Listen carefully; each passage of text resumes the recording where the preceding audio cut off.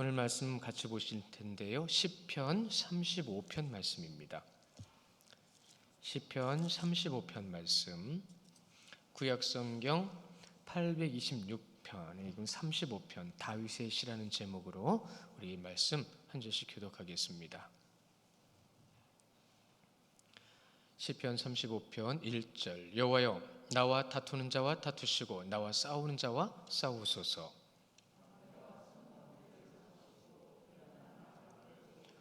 창을 빼사 나를 쫓는 자의 길을 막으시고 또 내 영혼에게 나는 내 구원이라 이루소서.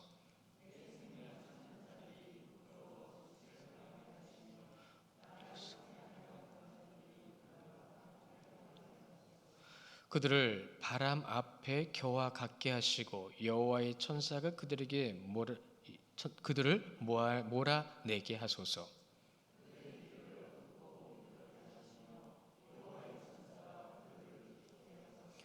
그들이 까닭 없이 나를 잡으려고 그들의 그물을 웅덩이에 숨기며 까닭 없이 내 생명을 해하려고 함정을 파싸오니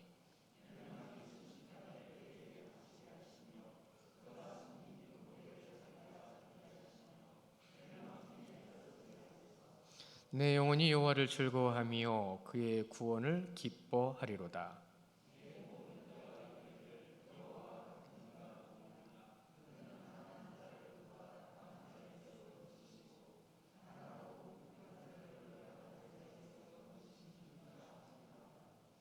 아멘. 거기까지만 보겠습니다. 다 보려고 했는데요. 그러는 이유가 있어요. 우리 10절만 같이 한번 다시 보겠습니다. 10절 시작. 내 모든 뼈가 이르기를 여호와 같이 이가 누구냐? 그는 가난한 자를 그보다 강한 자에게 건지시고 가난하고 궁핍한 자를 노력하는 자에게서 건지시는 이라 하리로다. 아멘.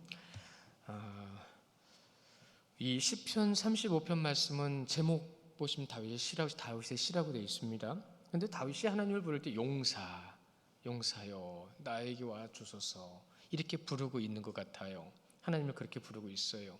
하나님의 백성이 하나님을 찾는 것은 어린아이가 부모님을 찾는 거랑 똑같은 거라 우리는 알고 있습니다. 당연히 우리 부모님, 우리의 아버지시니까요. 그러나 오늘 다윗에 의해서 이 부르짖음은 이런 겁니다. 싸워주세요라는 거예요. 나를 대신해서 싸워주세요. 저 지금 힘듭니다. 저는 싸울 수가 없습니다. 싸울 힘도 없고 능력도 없고 기술도 없습니다. 다윗은 항상 그렇게 고백을 했죠. 하나님께서 자신을 위해서 싸워주시는 하나님인 것을 분명히 경험했던 자가 다윗이었잖아요. 그렇죠? 하나님을 믿는 자이기에 고백할 수 있는, 또한 가질 수 있는 확신입니다. 오늘 이 말씀에 재미있는 것 중에 1절에 보시면 나와 다투는 자와 다투시고 싸우는 자와 싸우소서 이렇게 반복되어 있죠. 근데 이게 이 말이요 의미가 같은 말입니다. 그런데 여기는 원문에 강세가 있는데 강세가 우리나라는 나타나 있지를 않아요. 뭐라고 되어 있냐면 이 다투다라고 하는 말이 리바라는 말인데 다투다 리바. 근데 원문에서는 리바 지나서 엘리바라고 되어 있어요. 그래서 하나님의 엘이 아니고 그 뜻의 엘이 아니고요. 엘리바. 그래가지고 더 싸우세요 이 뜻입니다. 그러니까 나와 다투는 자와 다투실 때 분명하게 다퉈주세요. 나와 싸우려고 하는 자들과 싸울 때 분명히 그들과 싸워주세요 이 뜻입니다. 이것이 확신 있는 그의 고백인 거죠. 그래서 우리가 꼭 기억해야 되는 것이 이런 겁니다. 뭐냐면요, 하나님을 믿는 자와 다투는 것은 누구와 다투는 거예요? 이거 꼭 기억하셔야 됩니다. 하나님과 다투는 자와 다투는 건 하나님과 다투는 거예요. 그렇기 때문에 하나님을 믿는 자와 다툰다는 건 결국은 나중에 누구에게 징계를 받는 거예요? 하나님께 징계를 받는 거예요. 그러니까 교회 안에서는 절대로 다툼이 있으면 안 된다는 뜻이에요. 그렇잖아요. 부모 입장에서 큰아들과 작은아들이 싸워요? 누구 편 드실 거예요? 근데 그 형제가 싸우면 돼요? 안 돼요? 안 돼요. 그럼 부모님들은 그러죠. 내가 그렇게밖에 못 가르쳤느냐고. 하나님은 이미 분명히 말씀해 주셨어요. 교회가 어떤 곳인지를. 그런데 그 교회가 어떤 곳인지를 알려주셨음에도 불구하고 우리는 그 교회의 본분의 모습이랑 상당히 많이 떨어져 있습니다. 아침에 말씀드린 떨어져 있는 것과 같이요. 근데 우린 떨어져 있는 게 아니거든요. 떨어져 있는 줄 아는 거예요. 그냥 희한하죠. 둘이 마주보고 있을 때 싸우는 사람을 갖다가 가운데다가 칸막이를 확 쳐버리면 안 싸워요. 근데 칸막이를 띄우면 또 싸워요. 이런 모습들을 볼 때마다 정말로 우리와 우리 사이에, 관계 사이에 무엇이 있어야 되는 거죠? 벽이 있으면 안 됩니다. 아예 그냥 치부해버리면 안 되고 소통의 장소, 연합의 장소, 그것이 교회잖아요. 근데 그 연합과 소통은 가장 중요하게 누구와 이루어져야 돼요? 하나님과. 하나님과 이루어지면 이런 일들이 생기질 않죠. 생겨서도 안 되는 거죠. 다툼이 일어날 때마다 이 다윗은 뭐라고 얘기하냐면 너와 나의 다툼은 누구와의 싸움이다라는 얘기를 하는 거예요. 하나님과의 싸움이라는 거예요. 그러니까 그 확신을 가지고 그들에게 결국 임하게 될 건 뭐라는 거죠? 징계와 멸망뿐이라는 겁니다. 당장은 여러분이 힘드신 것 같아도요, 여러분은 지는 게 이기는 거예요. 우린 져야 돼요. 그래서 절대로 교회 안에서 나타나는 모습들 잘 아시겠는데 말씀 자막으로 좀 띄워주세요. 사무엘상 3장 16절 이 말씀 우리 같이 한번 먼저 읽어볼까요? 시작. 사무엘이 그것을 그에게 자세히 말하고 조금도 숨기지 아니하니 그가 이르되 이는 여호와이시니 선하신 대로 하실 것이라 하니라. 아멘. 어디 말씀인지 아시겠죠? 엘리 제사장과 아이 사무엘의 대화 속에서 하나님이 부르셨어요. 근데 하나님의 말씀이 희귀한 그 시대에는 하나님의 음성을 깨닫지도 못하는 시대였어요. 3번이나 부르셨습니다. 사무엘은 하나님의 음성을 들을 수 있다는 걸 저는 몰랐기 때문에 엘리가 부른 줄 알았죠. 근데 엘리는 하나님의 음성을 들어봤던 사람인데 그제서야 하나님의 음성이 들린다는 걸 깨닫고 사무엘에게 가르쳐줬잖아요. 그거 하나님이 부르시는 거니까 너는 돌아가서 또 하나님이 부르실 때는 이렇게 대답해라. 내가 여기 있나이다. 그리고 사무엘은 하나님의 말씀을 들었죠. 듣고 난 다음에 엘리의 가문이 어떻게 된다는 걸 알았어요? 정확하게는 하나님의 말씀대로 하지 않으면 그 엘리의 가문은 징계를 당하게 돼요. 그 징계를 당하게 될 거다라는 말을 듣고 난 다음에 사무엘이 그것을 그에게 자세히 말하고 그 말이잖아요. 조금도 숨기지 아니했다고 그랬어요. 왜요? 엘리가 그랬거든요. 네가 그 말을 나에게 숨기면 너에게 저주가 있기를 원한다라고 그렇게까지 얘기를 했거든요. 사무엘이 순진하게 얘기를 다 했어요. 그가 이르되 이는 여호와이시니라 선하신 대로 하나님의 뜻이 이루어질 거다. 근데 그 뜻이 뭐라고요? 그분의 말씀대로 서지 않으면 징계가 올 거다. 타락한 엘리 앞에 아이 사무엘이 있었습니다. 아주 작은 자였어요. 순전하고 순박하고 하나님의 음성을 들을 줄 아는 아이 앞에 타락한 제사장이었습니다. 하나님의 음성이 들려서 알게 됐음에도 불구하고 그 말씀을 듣지 않았던 타락한 제사장. 어떻게 됐죠? 아들들은 전쟁에 나가서 죽었고 언약궤는 뺏겼고 그것을 듣는 그 엘리는 그 자리에서 몸이 비대했다고 그랬습니다. 몸이 비대했다고 그랬어요. 의자에서 뒤로 넘어져 목이 부러져 죽었습니다. 말을 듣지를 않았어요. 다윗은 하나님의 선한 뜻이 무엇인지를 경험한 사람, 여러분도 경험했고요. 앞으로도 경험할 것입니다. 그렇게 경험했고 하나님을 알아가고 있어요. 무엇보다도 하나님께서 함께 싸우신다는 걸 우리는 지금 알고 있습니다. 근데 나 혼자 싸운다고 생각해요. 나 혼자라고 생각을 해요. 그러니까 남 탓하는 겁니다. 그러니까 주위에 있는 사람 탓하고 싫은 겁니다. 마치 사람이 싸우는 것과 같은 모습으로 지금 싸우는 걸 묘사를 해주시는 거예요. 하나님 나와 싸워주신다고. 여기에서 중요한 의미, 여러분 잊지 마십시오. 하나님은 당신의 사람을 사용하세요. 여러분은 쓰임받고 계신 거예요.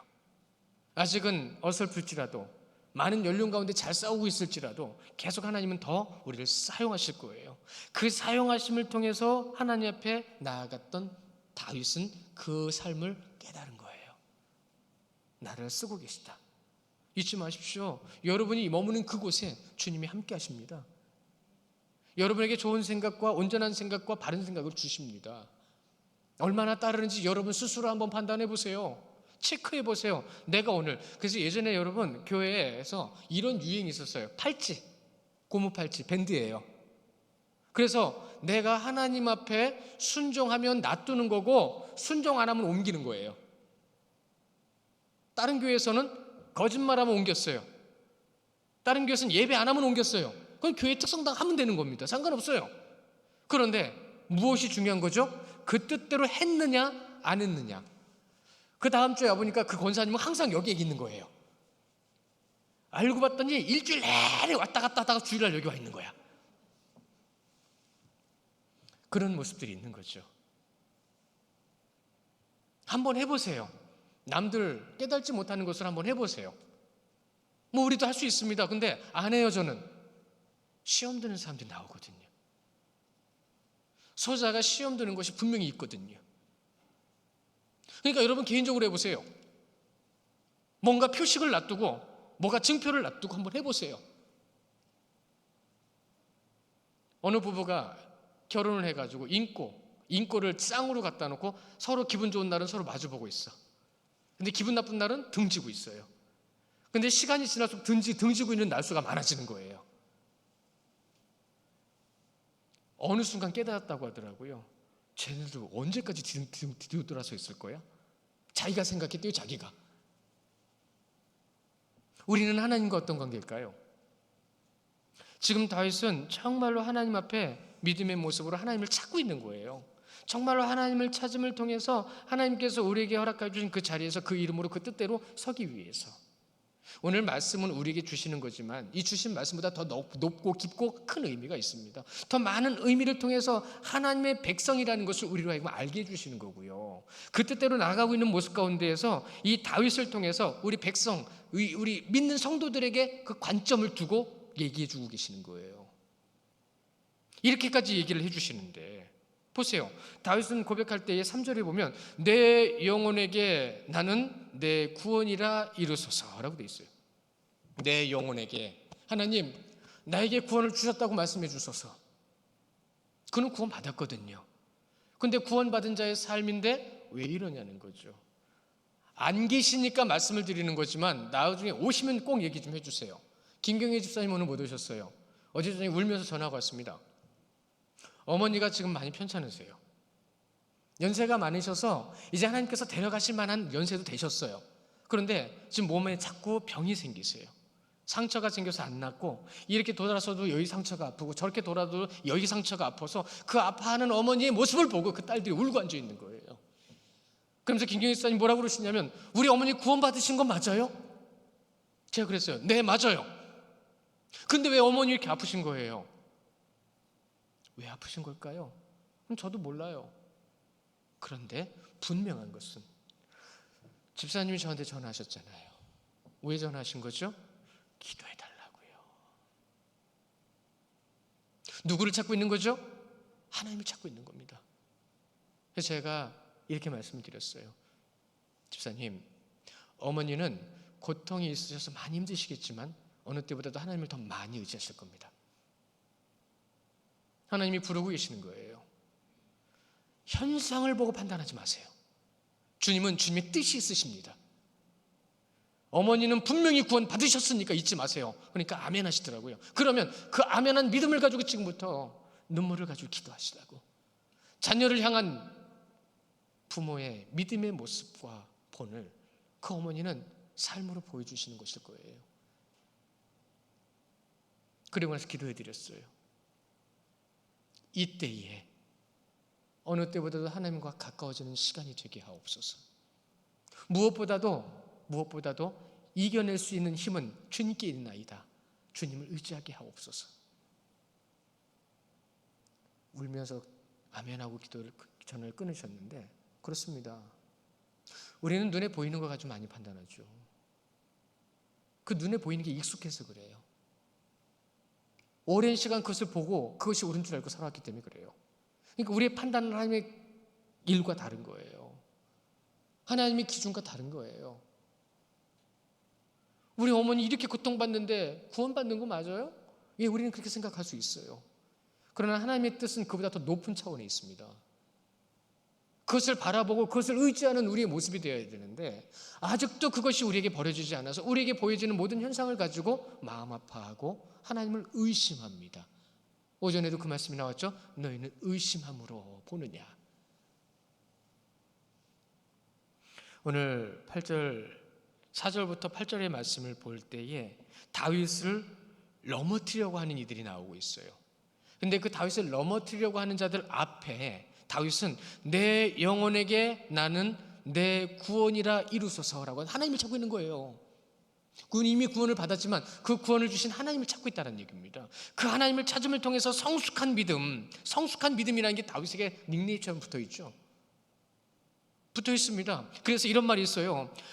성숙한 믿음, 그 당연한 고백을 통해서 흔들리지 않은 전인격적 신앙 고백이라고요. 입으로만 하는 게 아닙니다. 마음으로도 하는 겁니다. 모든 것을 다하여 신앙 고백을 하는 겁니다. 이것도 주님께서 하십니다. 이것도 주님의 뜻이 있습니다.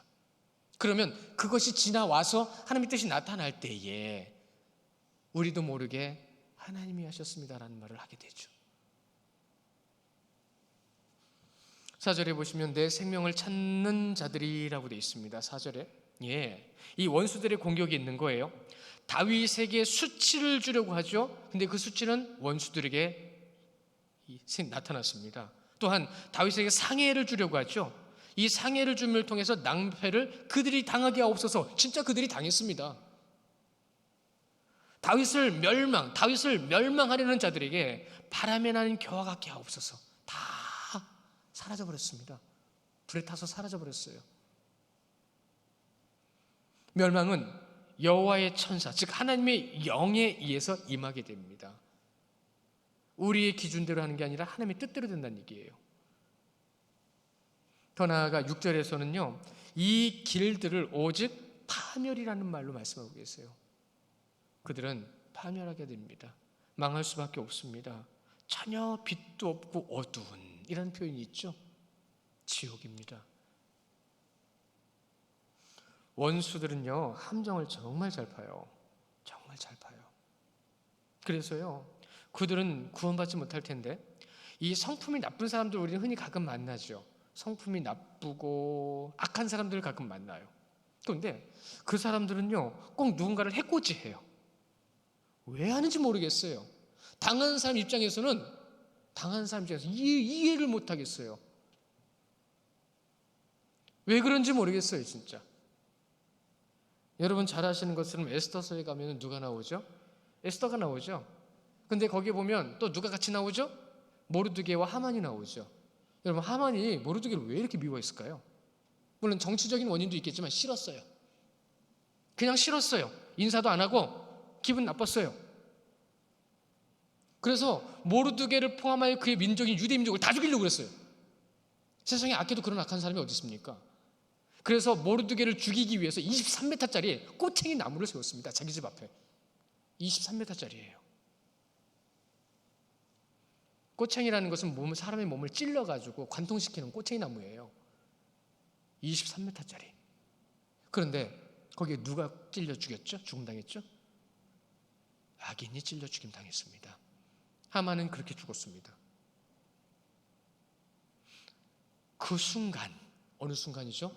유대 민족이 한꺼번에 몰사할 수 있는 그 순간까지 갔어요. 죽음은 죽으리라고 기도했다고 그러죠. 하만도 얘기했습니다. 너 혼자만 살 수 있는 줄 아느냐? 유대인 다 죽는 거예요. 그 죽음의 일촉즉발까지 갔습니다. 그 순간까지 갔어요. 그때까지도 흔들리지 않았습니다. 기도했습니다. 내가 믿는 하나님. 내가 믿는 하나님. 다윗이 하나님께 이 원수들을 진멸하게 해달라고 고백하는 것은 곧 결국은 선언이었던 거예요. 그렇게 될 거다. 그렇게 될 거다. 그 삶의 원수들 결국은 다 죽었잖아요. 여러분, 하만은 그렇게 죽었죠. 사울은 어떻게 죽었어요? 그렇게 칼을 의지하더니 자기 칼이 죽었어요. 그렇게 그리스도인의 삶이 이와 같아서요, 환경과 사건, 감정, 생각, 이 정말로 많은 고통과 환난을 경험하지만 이것 가운데에서 그것을 주는 원수들 앞에 우리는 뭘 보여줘야 되죠?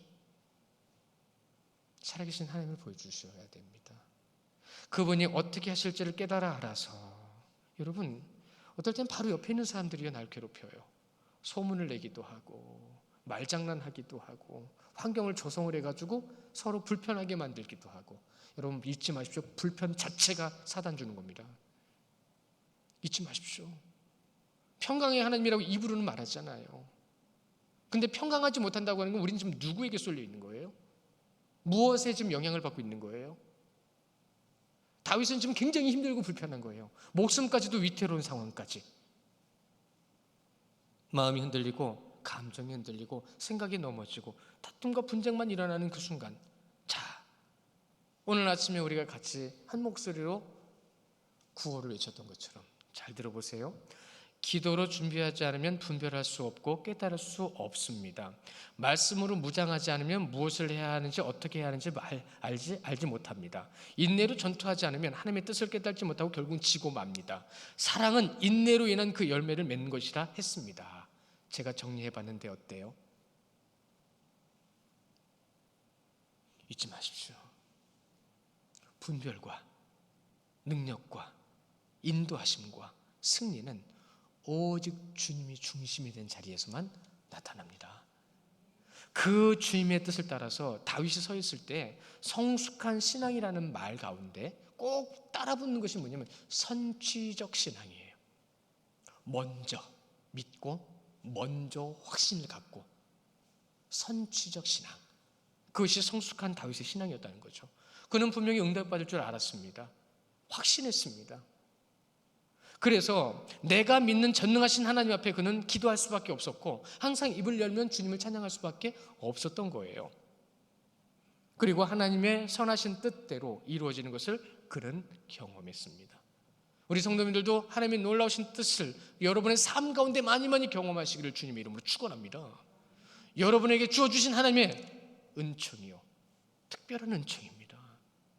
믿는 자, 하나님을 믿는 자. 우리 9절 10절 같이 읽어볼까요? 9절 10절 시작. 내 영혼이 여호와를 즐거워하며 그의 구원을 기뻐하리로다. 내 모든 뼈가 이르기를 여호와와 같은 이가 누구냐. 그는 가난한 자를 보다 강한 자에게서 건지시고 가난하고 궁핍한 자를 노력하는 자에게서 건지시는 이라 하리라. 아멘.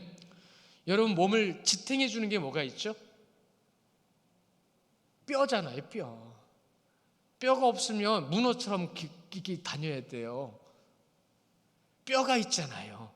여러분 다 뼈대 있는 가문 내 분들이죠? 다 뼈대 있어요. 어떤 분은 통뼈라서 아주 굵어요. 그래서 그런 분들, 또 어떤 분은요 마음이 굵은 분들이 있어요. 생각이 굵은 분도 있고요, 안 굽히는 분도 있어요. 그러나 여기서는 정말로 하나님께서 세우셨다는 그 뜻을 우리에게 전해주고 계시는 거예요. 하나님께서 세우셨다.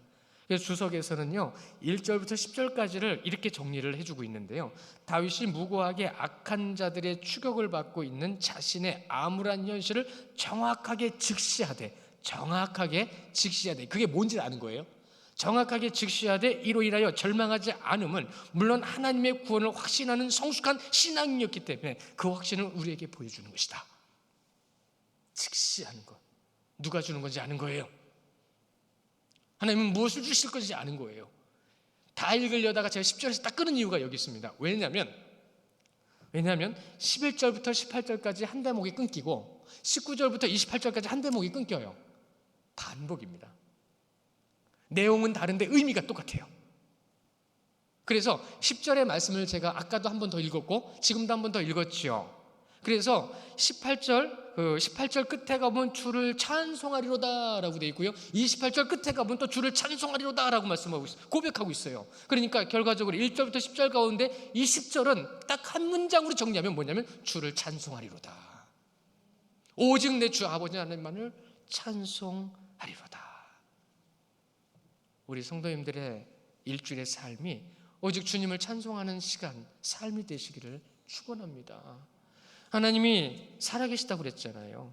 살아계시다고 그랬는데 우리가 그 살아계신 하나님을 어떻게 지금 모시고 있냔 말이죠.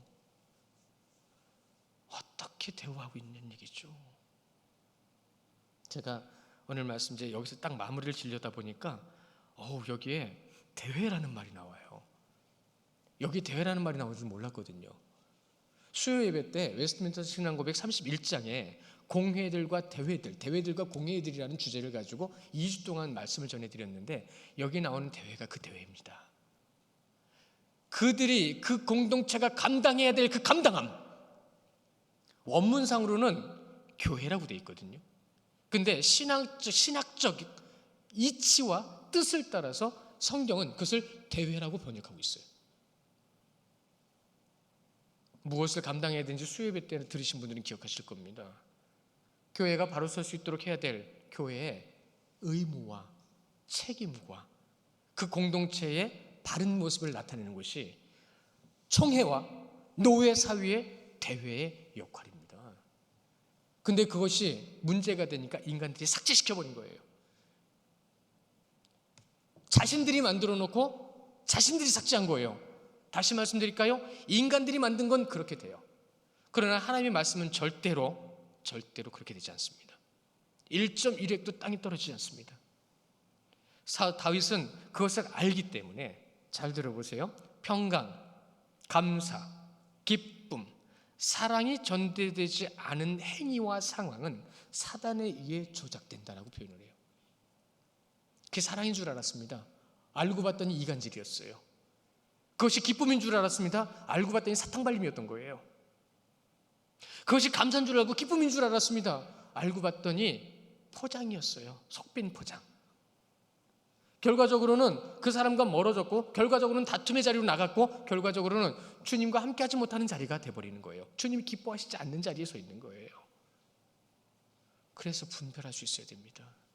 그래서 말씀이 우리의 분명한 기준이 되어야 하는 겁니다. 성도 여러분, 그리스도인은요 복 있는 사람이라고 그랬어요. 그렇죠? 우리가 시편 1편을 시작할 때에 복 있는 자와 악인을 분명히 말씀하고 계시잖아요. 오늘 말씀에 다윗의 시에서도 복 있는 자는 누구죠? 다윗입니다. 다윗은 이렇게 얘기합니다. 믿는 자들이요. 또한 누구랑 대조하죠? 악인과 대조합니다. 하나님의 성품으로 서 계십니까? 사단의 성품 때문에 분쟁하고 계십니까? 어디에 대답을 하실래요? 우리는 아마도 후자에 많은 대답을 할 수밖에 없을 겁니다. 계속 분쟁하고 있잖아요. 계속 분쟁하는 모습. 그러나 하나님의 성품이 뭔지를 알기 때문에 분쟁한다는 걸 잊지 마세요. 그것도 모르고 싸우고만 있는 사람도 있고 그러다 죽는 사람도 있습니다. 그 누구도 내 안에 있는 분쟁 없는 사람 없다고 했는데 만약에 없다고 한다면 교만하거나 주님이 누군지를 잘 모르는 거예요. 단호하게 말씀을 드리면 의인은 없나니 하나도 없다고 했습니다. 그래서 의인인 척하거나 솔직하지 못한 모습이 우리 가운데 있을 수 있습니다. 하나님은 다 아시기 때문에요. 우리는 그 하나님을 믿고 그분 앞에 고백할 수 있는 거죠. 그 고백하는 시간들, 믿음이 없는 자의 고백이 아니라 솔직한 고백이 되어야 합니다. 잘 아시겠죠? 솔직한 고백. 모든 것을 하나님께 고백하고 나아가시는 삶. 그렇습니다. 원수를 물리치는 삶이 될 것이고 주님의 승리하심을 경험하는 삶이 한 주간 우리 귀한 성도님들 삶 가운데 나타나시기를 주님의 이름으로 축원합니다.